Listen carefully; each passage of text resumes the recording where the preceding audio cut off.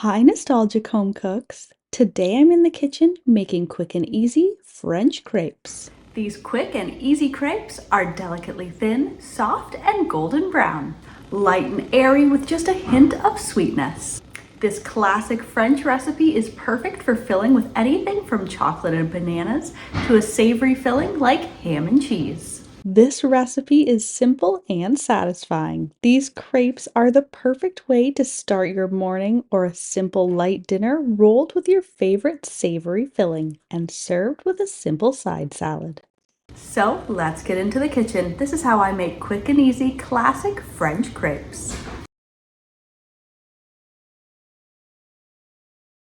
I'm going to start this recipe with the simple crepe batter. Preheat a large skillet to medium-low heat. Add in 3 tablespoons of butter. Allow it to melt lightly brown and coat the pan. Meanwhile, in a large bowl, whisk together 3 eggs, 1 cup of milk, 1 tablespoon of sugar, a quarter teaspoon of salt, and 1 teaspoon of vanilla extract. The batter is going to be very thin and smooth. No need for anything other than a bowl or a whisk. However, if you want to do it hands-free, place all of the ingredients in a blender or food processor and mix until smooth. Next, I'm going to whisk in 3/4 of a cup of cornstarch until I have a very smooth batter. By using cornstarch instead of regular flour, there's no resting time required for the batter. It's ready to cook right away. This also makes these crepes gluten-free. However, the cornstarch in this recipe can be substituted for the same amount of all-purpose flour. If you've opted for using flour, allow the batter to rest for at least 10 minutes or in the fridge overnight for the perfect batter consistency. And finally, I've added in my now melted brown butter, and I'm going to whisk to incorporate. And this means that my pan is already preheated and coated with butter, so we're ready to cook the crepes. I'm going to add about 1/4 of a cup of batter to the hot greased pan. Immediately swirl the pan to evenly coat the bottom with the batter.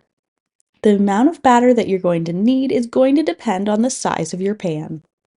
It should just coat the bottom with a very thin layer. Allow the crepe to cook about 1 to 2 minutes or until it starts to brown on the underside and the top is set.